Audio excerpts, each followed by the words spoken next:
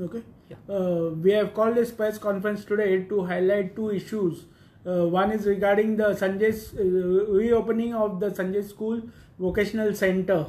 As you know, the Sanjay School Vocational Center has been closed 3 months back after an incident happened in the old SCRT building. For the last 1 year, the parents have been roaming from pillar to post to resolve the matter of the vocational center, shifting of the vocational center, because that building has been declared unsafe by the authorities. After an incident in September in the building, the vocational center was closed, and 3 months have passed, but the vocational center has not been reopened, nor is there any sign of its reopening. 15 days back, we met with the member secretary, and she said that we do not have premises to restart the vocational center. After that, we immediately wrote a letter to the Honorable Chief Minister seeking an appointment, because we thought that only he would be able to solve the matter. But even after 15 days, he has not made time to meet the parents of the vocational center and listen to their grievances. 5 days back, we contacted the Honorable Social Welfare Minister, and he also did not, and requested him to make time to meet the parents of the Sanjay School Vocational Center. But even after 5 days, he has not had the time to spare even 10 minutes for the parents of the vocational center. So the parents of the vocational center have decided to take out a morcha tomorrow at the Azad Maidan, and we will be we are supporting them, and we request all the parents and students of the Sanjay School to come out in support of the students of the Sanjay School Vocational Center. We also request other parents who are having children with intellectual disabilities to come out in support of the Sanjay School students at the Azad Maidan tomorrow morning at 10:30. The second issue that we would like to highlight is regarding the Agasai case, where a dead person has returned alive after 2 months. After going through the various newspaper reports and the TV reports, we have noticed that there are a lot of discrepancies in the matter, lot of unanswered questions in the matter. So we are demanding an magisterial inquiry into the matter, because this is a very serious issue where a person with mental illness has been misidentified and declared dead and buried also by the family members. It is highly improbable that there can be two persons with the same identity. Okay, and also there are lots of other issues which have come up in the thing. So we are demanding a magisterial inquiry in the matter.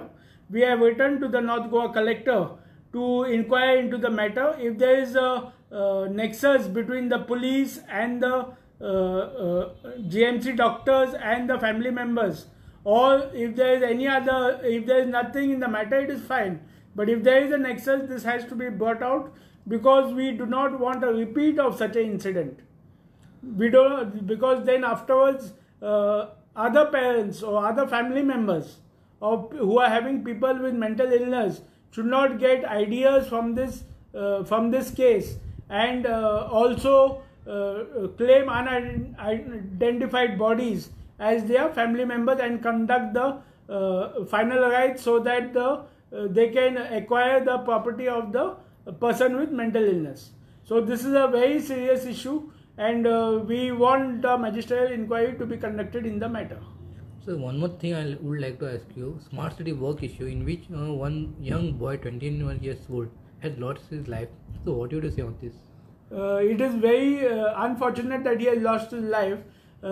Even last year, we have people have got injured and people have got disabled in the smart city works in Panjim, and that time also we had said that inquiry should be held and accountability should be fixed.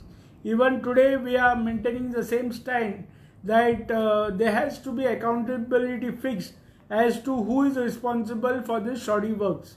It is shocking to see that smart city work is being done. So many crores are being spent, but there is no supervision at all of the work. There is no safety measures in place of the work. Today there are so many places today they are dug up. So many manholes have been built without any covers. The footpaths are not accessible for disabled persons. So there has to be some accountability in the matter because it is public money. So every time you raise the issue of the ramp and the accessible, but for your office there is no ramp. So what did you say? This building is a very old building, and secondly, we are not. This office does not belong to the association. This office is a private office which belongs to my late father. So for the National Trust, you have been appointed as board member. So what did you say? I have been appointed as the board member of the National Trust for the welfare of persons with autism, cerebral palsy, mental retardation and multiple disabilities. It is a great honor for me and also for the people of Goa, because I am the first person with disability from Goa to be appointed to the board of the National Trust. National Trust has got a lot of schemes for persons with these 4 disabilities which I mentioned. One is the legal guardianship and one is the Niramaya scheme.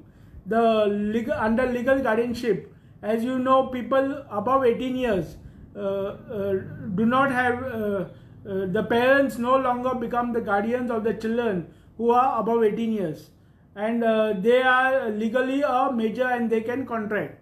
But in the case of intellectual disabled or persons with severe cerebral palsy, they may not have the capacity to contract, to make the right decision and to have the capacity to contract after they complete 18 years. So the parents need to be appointed as parents or family members need to be appointed as legal guardian of the child. So the parents can apply, or the family members can apply to the district collectors for a legal guardianship certificate. Secondly, there is a scheme of the National Trust called the Niramaya Health Insurance, where health insurance is given to these 4 disabilities, which is autism, cerebral palsy, intellectual disability and multiple disability, up to an extent of 1 lakh. You are aware that no health insurance company is offering health insurance to persons with disabilities. But fortunately, the National Trust has tied up with a private insurance company, and they are giving health insurance up to 1 lakh for these disabilities.